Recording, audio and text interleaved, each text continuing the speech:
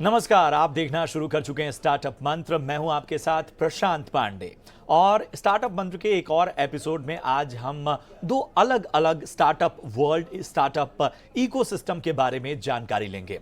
और ये दो अलग अलग स्टार्टअप वर्ल्ड हैं, एक तरफ एमएसएमई का और दूसरी तरफ अगर हम देखें तो फूड बिजनेस का, पैंट्री बिजनेस का। और ये सारे बिजनेसेस के बारीकियों को आज हम स्टार्टअप वर्ल्ड में समझने की कोशिश करेंगे। स्टार्टअप मंत्र में हमारी कोशिश यही रहेगी कि वो जो यंग एंटरप्रेन्योर्स हैं, आखिर उनको किस तरह से स्टार्टअप वर्ल्ड में अपनी पूरी तैयारी करनी चाहिए, ये भी इंसाइट्स हम आपको देंगे। तो चलिए शुरू करते हैं आज का स्टार्टअप मंत्र। सबसे पहले अपनी पहली गेस्ट को अपने कार्यक्रम में शामिल करते हैं। हमारे साथ रूबी जैन जी हैं, जो कि फाउंडर हैं व्यापारी फाई की। रूबी जी, बहुत बहुत स्वागत आपका ईटी नाउ स्वदेश में। और जाहिर सी बात है, जैसा मैंने बताया कि बड़े दो अलग अलग ये स्टार्टअप वर्ल्ड हैं जिनके बारे में हम आज बात करने वाले हैं। व्यापारी फाई की अगर मैं बात करूं तो मोटा मोटा मैं जितना समझ पाया हूं वो यही है कि आप उन सभी लोगों को डिजिटल दुनिया से जोड़ रहे हैं जो एमएसएमईज इस दुनिया से कनेक्ट नहीं हैं या इनसे अलग हैं, जो इस डिजिटल वर्ल्ड में अपने आप को नहीं रख पाए हैं ऑनलाइन सेल के ज़माने में।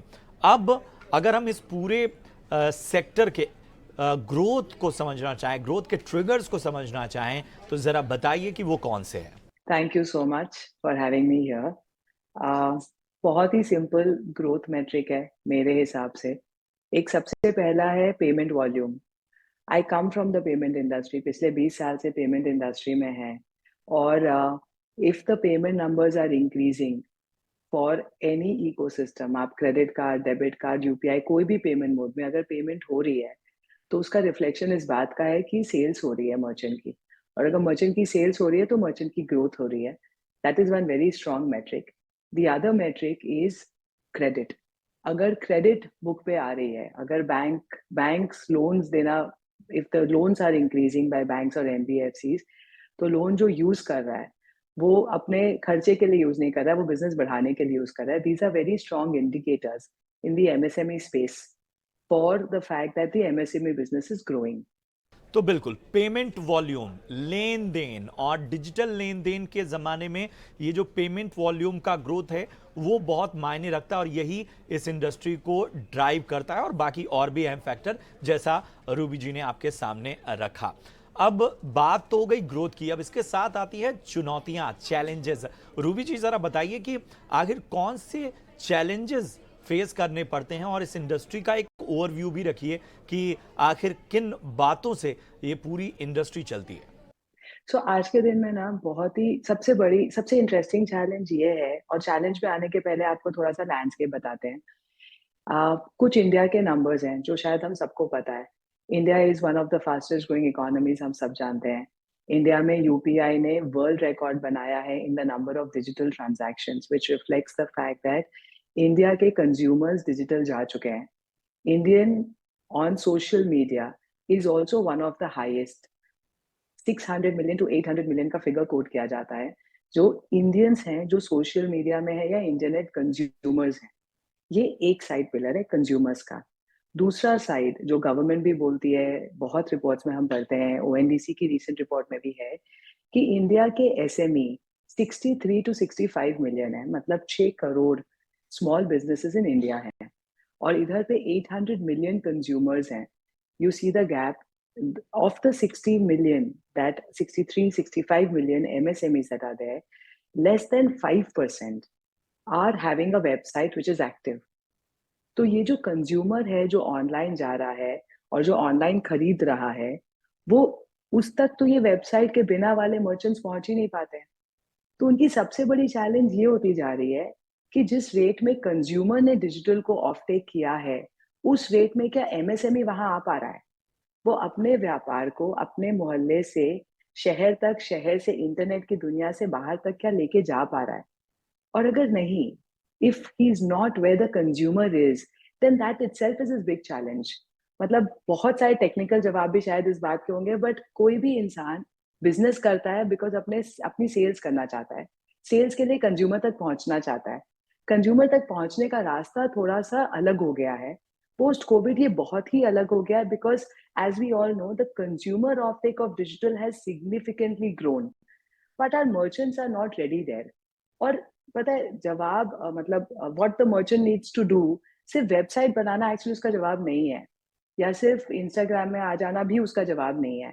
उसके पीछे उनको एक थोड़ा सा ट्रांसफॉर्मेशनल अप्रोच रखना पड़ेगा, क्योंकि आप अगर इंस्टाग्राम में अपनी प्रोफाइल बना देते हो या आप अपनी वेबसाइट बना देते हो, उसके पीछे के भी प्रोसेस चेंज करने चाहिए। मतलब आपने इंस्टाग्राम में प्रोडक्ट रखा है, आपको किसी कस्टमर ने उस प्रोडक्ट को लाइक किया, अब वो कस्टमर उसको वहां पे बाय करना चाहता है। Does the business have his inventory management in place? Does the business have his logistics in place? Does the business have an online payment in place? ये ये ना कोई भी business, these are all the remaining pillars which the business needs to solve for the business to go online. So where the customer has gone, the small businesses of India are not yet there. In this entire game, जीत कौन रहा है? A lot of platforms, जहां से शायद आप भी खरीदते हो, हम भी खरीदते हैं, Amazon, Flipkart, Myntra, Meesho, Big Basket, Zomato, ये सब एक मिडिल मैन बन गए हैं। And I am not taking away anything from these big platforms because they revolutionize consumer experience. But इस वजह से, इन प्लेटफॉर्म्स की वजह से, एक व्यापारी अपने कस्टमर से और दूर चला गया है। ये व्यापारी has relegated to just become a seller in Amazon और just become a seller in Zomato. तो वो अपने कस्टमर से दूर चला गया है, अपनी पहचान कम होती जा रही है, और वो हर सेल के लिए कमीशन देता है उस प्लेटफॉर्म को जिस प्लेटफॉर्म ने उसको उसके ही कस्टमर से दूर किया। Easier said than done, because अगला सवाल ये होगा कि अरे फिर तो सिर्फ उनको वेबसाइट बनानी चाहिए। वेबसाइट बनाने के लिए तो शॉपिफाई है, डॉट पे है, बहुत सारी कंपनीज हैं जो इन व्यापारियों के each and every pain point को दूर करने की कोशिश कर रही है, बहुत सारी। And India is at a stage where MSME is a huge focus, not just by the government, but अगर आप स्टार्टअप इंडस्ट्री भी देखो, a lot of startups are focusing on solving these needs of the MSME. But this is the big challenge that we see. वाकई Ruby जी, ये तो मानना ही होगा कि चाहे डिजिटल एडाप्टेशन हो या यूपीआई के लेन देन में हमारा रिकॉर्ड बनाना हो, हम तेज़ी से उभरती हुई अर्थव्यवस्था हैं और उस हिसाब से कंज्यूमर इतने ज़्यादा हैं कि सर्विसेज जो हैं वो शायद कम है और उसको मैच करना बहुत ज़रूरी है। एक चीज़ ज़रूरी जी मैं जानना चाहूँगा स्पेसिफिकली आपके बिजनेस के बारे में, जिसमें क्यूआर की बड़ी अहम भूमिका है, क्यूआर कोड की बड़ी अहम भूमिका है। आज ज़रा बताइए कि ये क्यूआर जो है इसका ओरिजिन कैसे हुआ और किस तरह से काम करता है, ये ज़रा इस पर एक रोशनी डालिए। QR कोड इंटरेस्टिंगली ओरिजिनेट हुआ था in China, we all know that, और इंडिया में one of the first. So QR code की technology origination is can also be put in Visa Mastercard world, because Visa Mastercard ने जब chip technology लाई थी तब कुछ फॉर्म फैक्टर्स पे काम किया था, बट द वे जो अडॉप्शन हुई है QR कोड की, I think a lot of credit goes to Paytm over there and UPI as a payment mode. Origination India में जितना हम सबको याद होगा, हम सब शायद उसकी क्रेडिट पेटीएम को देंगे, पेटीएम क्यूआर कोड को देंगे, और UPI as a payment platform को देंगे। और वहां से जो शुरू हुआ वो आजकल हम सब देखते हैं कि मतलब क्यूआर कोड, हर एड के नीचे क्यूआर कोड होता है, हर मेन्यू कार्ड क्यूआर कोड होता है। It was just a form factor which took off very well, because वो फॉर्म फैक्टर हमको अलाउ करता है कि हम बहुत सारी इंफॉर्मेशन को एक पिक्टोग्राफिक तरीके से, विदाउट अ कार्ड और विदाउट अ प्लास्टिक और विदाउट एनी मटेरियल, हम वो इंफॉर्मेशन को डिपिक्ट कर पाए। So that's the technology is not very fancy. The technology is quite simple. It just allows a very beautiful, simple, easy way of depicting a lot of information in a pictographical manner. बिल्कुल, तो ये बड़ा interesting था जानना कि जो QR code की शुरुआत हुई वो चीन से हुई और किस तरह से ये काम करता है और क्यों आज ये हर प्लेटफॉर्म की ज़रूरत बन गया है और कौन कौन से प्लेयर्स थे जिन्होंने इसके चलन में अपनी अहम भूमिका निभाई। अब ज़रा अपने प्लेटफॉर्म के बारे में बताइए, व्यापारीफाई किस तरह से काम करता है। थोड़ा बहुत तो इंसाइट मैंने दिया, एक छोटी पिक्चर आपके सामने रखी कि वो लोग जो डिजिटल, वो व्यापारी जो डिजिटल दुनिया से कनेक्ट नहीं है, उनके लिए आपका प्लेटफॉर्म काम करता है, लेकिन कैसे, क्या इसके पीछे की सोच है? व्यापारीफाई आपने एक्चुअली जो सवाल किए, उन सब का ही जवाब खोज रहा है व्यापारीफाई। एमएसएमई स्पेस में जैसा कि मैंने बोला, एमएसएमई स्पेस में the the gap between the customer and the व्यापारी हैज वाइडेंड। कस्टमर्स चले गए हैं गूगल की दुनिया में, कस्टमर्स चले गए हैं क्यूआर कोड के पेमेंट एक्सपीरियंस में, कस्टमर्स चले गए हैं व्हाट्सएप में। हमारा ये व्यापारी अभी गूगल की दुनिया में दिखता ही नहीं है। मुझे नहीं पता आप किस सिटी से हो। I belong to Calcutta. I am born and brought up in Calcutta. I now stay in Bombay. तो कैलकाटा में पहले हमारे घर के पास एक बाजार होता था, जग्गू बाजार। तो अगर घर से बोला जाता था केक ले आओ या आलू प्याज ले आओ, हम सब जग्गू बाजार जाते थे। और जग्गू बाजार में इतनी दुकानें होती थी, हम डिसाइड कर लेते थे, या तो हमारा कोई फेवरेट व्यापारी होता था, या हमें पता होता था, या वो व्यापारी की भीड़ देख के हम उसके पास चले जाते थे। कभी किसी व्यापारी को ये चैलेंज नहीं आई थी कि वो कस्टमर को कैसे ढूंढे, बिकॉज कस्टमर बाजार तक खुद चल के आता था। अब customers first go online. Google की लेटेस्ट रिपोर्ट बोलती है 80% of the offline sales is also generated online, because आज का कस्टमर बहुत अवेयर है। कस्टमर पहले गूगल में जाता है, सर्च करता है, सर्च करके मन बना लेता है कि अच्छा आज तो बड़ा बाजार से जाके ही खरीदेंगे, फिर चाहे वो कितना ही क्राउडेड मार्केट क्यों ना हो, बड़ा बाजार के एक व्यापारी को सर्च कर लिया है, अब वो कस्टमर चला जाएगा उस व्यापारी से सामान खरीदने के लिए। बाकी बड़ा बाजार के व्यापारियों के पास वो देखेगा भी नहीं, because the customers already research one guy online and now has gone to pick the product.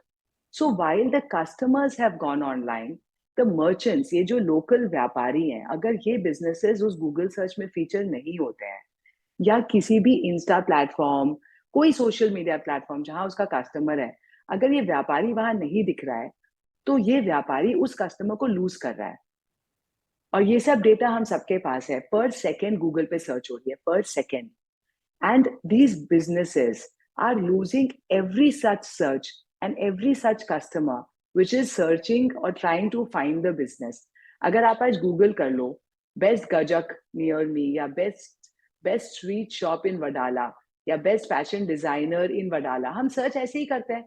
आज मुझे दिवाली है, सलवार सूट सिलवाना है और हम वडाला में रहते हैं, तो हम यही सर्च करेंगे, best designer, best Indian wear in Wadala.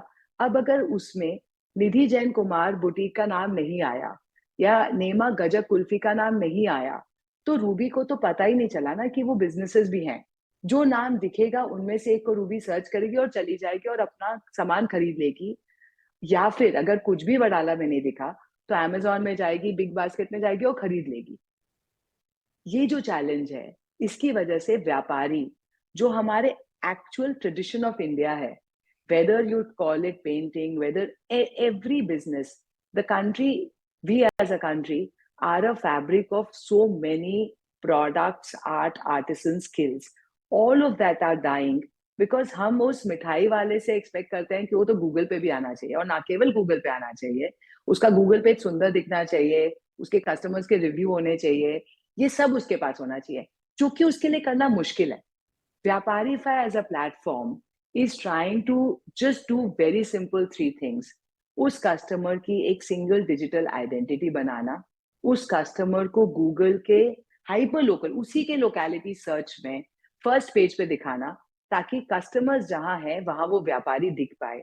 और तीसरा, वो कस्टमर आज के दिन में जैसे कॉमर्स करना चाहे, वो क्यूआर से कॉमर्स करना चाहे, वो कॉन्वर्सेशनल कॉमर्स करना चाहे, या वो दुकान में जाके पैसे देके प्रोडक्ट पिकअप करना चाहे, ये कॉमर्स को अनेबल करना।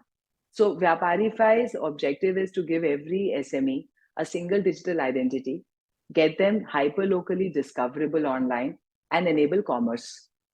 बिल्कुल, काफ़ी दिलचस्प है ये जानना कि आखिर किस तरह से एक बहुत ही कह सकते हैं नॉन ट्रेडिशनल कारोबार में आपने एंट्री ली और उसमें एक अच्छा खासा सफ़र तय किया, अनुभव भी आपको काफ़ी ज़्यादा है।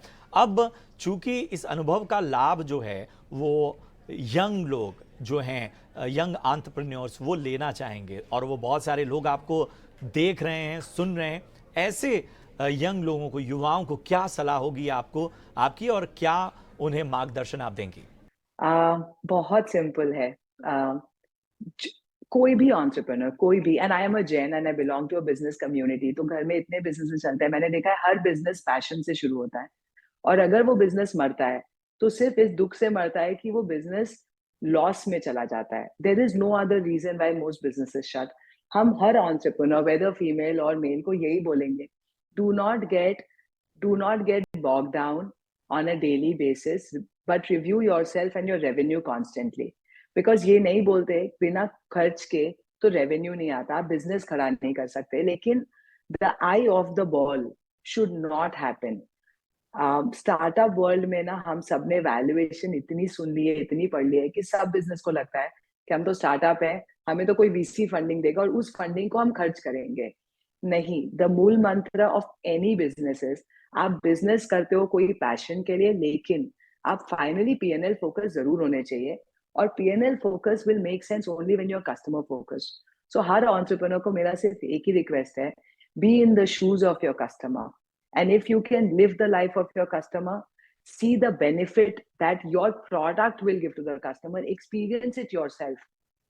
And the third thing is be please revenue focused. बहुत बहुत शुक्रिया रूबी जी इस चर्चा में जुड़ने के लिए, और बहुत सी बेहतर जानकारियां आपके ज़रिए हमें जानने को मिली, और ये भी समझने को मिला कि आखिर ये जो पूरा स्टार्टअप इकोसिस्टम है इसके चैलेंजेस क्या हैं, क्या चीज़ें हैं जिसमें तैयारी करके युवाओं को आना चाहिए, और इसके ग्रोथ ट्रिगर से के अलावा आपकी तमाम रिकमेंडेशंस भी सामने आई। बहुत बहुत शुक्रिया एक बार फिर से आपका हमसे जुड़ने के लिए।